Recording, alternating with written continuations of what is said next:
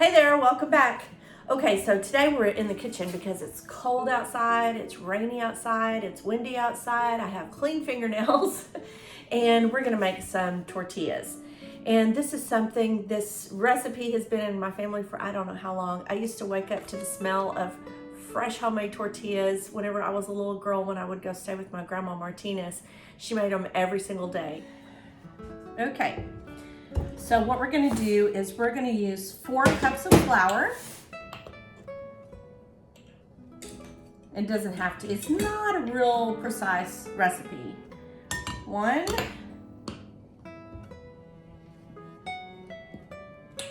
2, 3,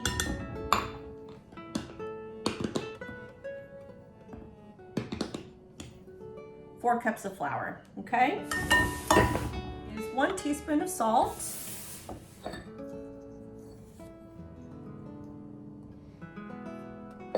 I always use pink Himalayan sea salt for everything. And then we need 2 teaspoons of baking powder. 1, 2. And then I'm just gonna kind of stir all that up. And my grandma always used lard or Crisco. You can use coconut oil. I've done it that way before. They taste really good that way. But for today, I am going to use Crisco. This is what you do. You use about that much Crisco. So, and then what we're gonna do is we're just going to just crumble all that up, because get it all, because basically we're cutting it in like you would cut in butter for biscuits, but we're doing it with our hands. So I'm just gonna make it look kind of like cornmeal, like really fine cornmeal.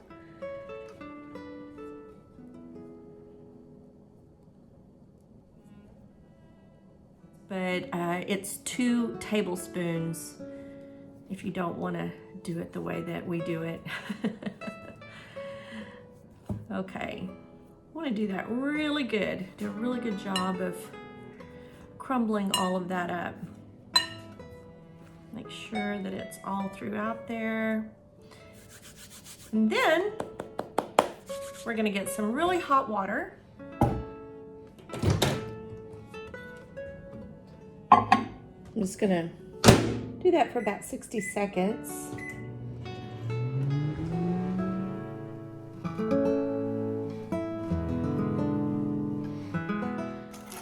Then what we're gonna do is we're just gonna kind of add this a little bit at a time. I wanna add it from the center instead of from the outside. I'm just gonna incorporate that a little bit at a time.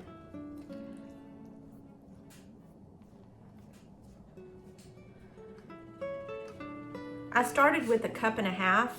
Sometimes I don't use it all. It kind of depends, I think, on the weather.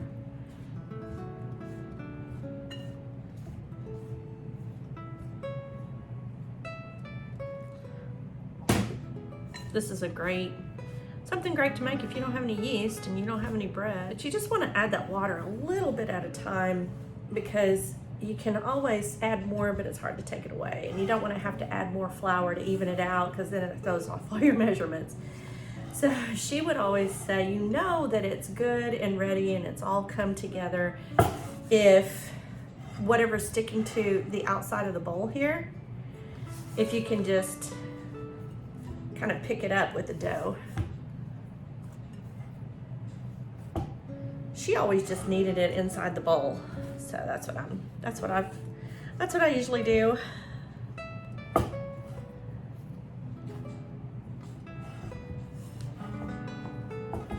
All right.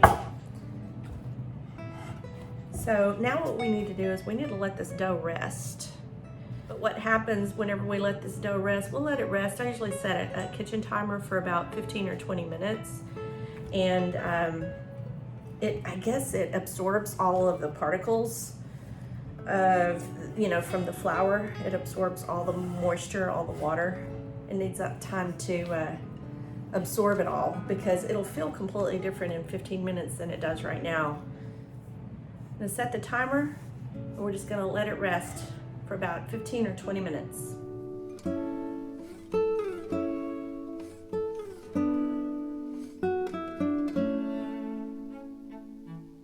It's been 20 minutes, and yeah, this dough feels completely different now. So this is the way my grandma would do it. She would just kind of make a little ball like that between her finger. You just try to get them the same size, unless you want a lot of big ones and a lot of little ones. You just want to try to make them as much the same size as possible.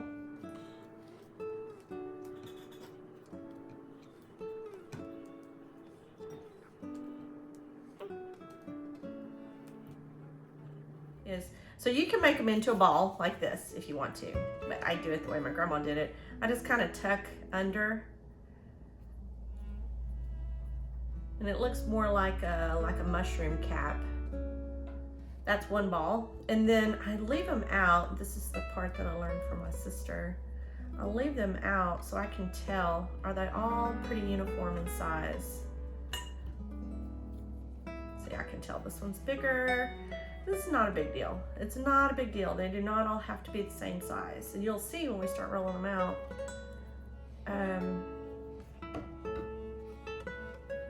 That they don't always start out round, but they end up round. Alright.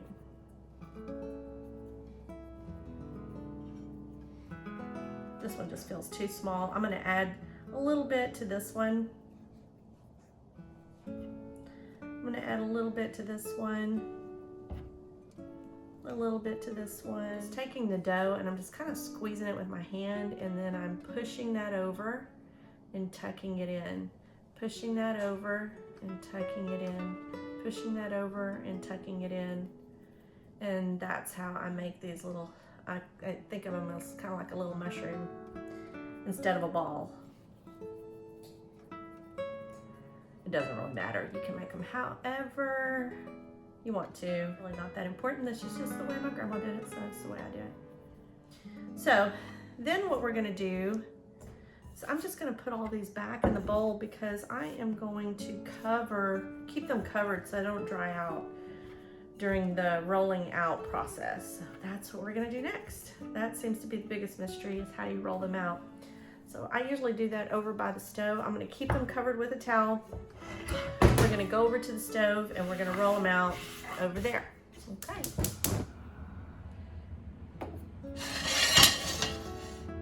So I have a towel set up over here, just a nice clean towel. And this is where, when I take them off, I'm gonna be putting them on this. Okay, let's get to rolling. Rolling. Okay. So I have some flour here, but I generally try not to use flour unless I absolutely have to, but I'll just put a little bit like right there on the corner of the board, and just use a little tiny bit, because I don't want them to turn out to be too tough. So what I did was I just put it in the middle, and I roll it this way. Put it in the middle, roll it that way. Put it in the middle, roll it, put it in the middle, roll it, and then I turn it, put it in the middle, roll it, in the middle, roll it. And you can see it's not real round at this point. Put it in the middle, roll it, middle, roll it. I'm gonna stop with the commentary for a few minutes. Now it's starting to stick to the palote, that's what this is called. So I just turned it over a little bit, and if I need to, I'll add a little bit of flour. And I'm gonna throw it on here like this. This is not perfectly round. So we'll do a few more.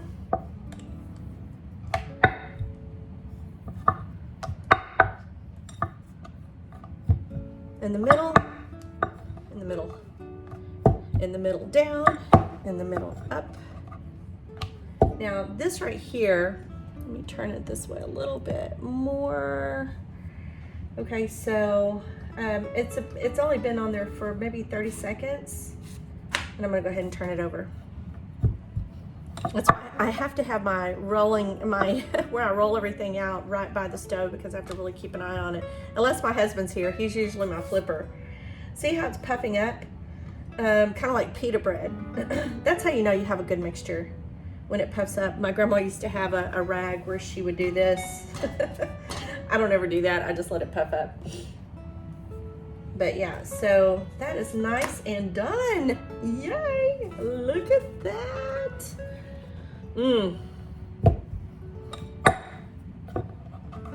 Good stuff. So I don't even think I'm gonna use that second one this time. I'm usually not talking while I'm doing this. I'm usually lost in my own thoughts.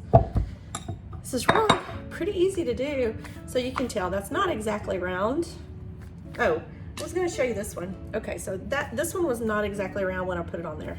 But you know what? That's a real tortilla. That was not made with a machine. That's like the rustic. When you put them in a pile with a bunch of other tortillas, nobody's gonna say, that's not round. Nobody's gonna say that. They're gonna be too busy trying to keep all the butter off their elbows they just put all over it, and you're gonna be too busy saying, that's so good. So in the middle, down, in the middle, up. In the middle, down, in the middle, up.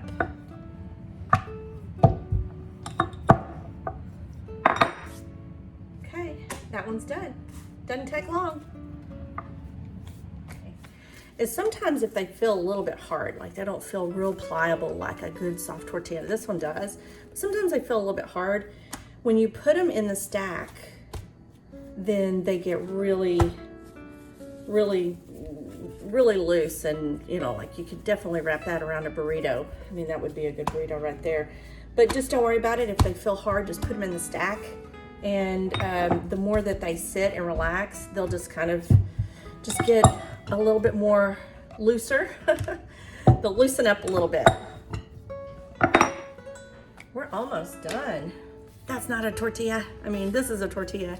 I need to cook that a little bit longer, but it needs to look like, well, let's just see. It needs to look like that. That's a tortilla. I'm gonna put this one on. Woohoo, that's hot. That wasn't it. I'm gonna put this one on a little bit longer. That's not a real tortilla. Needs to have that good char on there.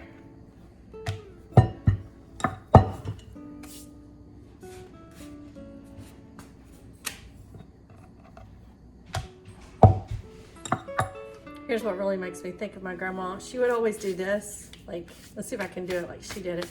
She always do that kind of motion. And I think she was just getting that extra flour off of there. All right, last one. Hello, we're filming. You're just in time.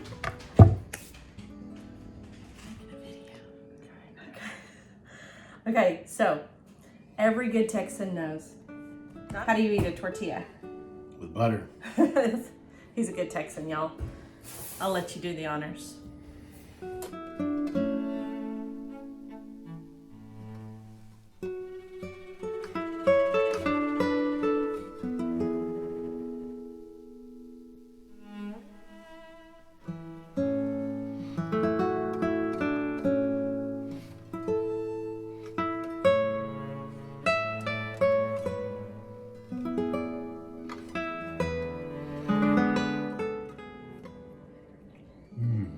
Perfect every time.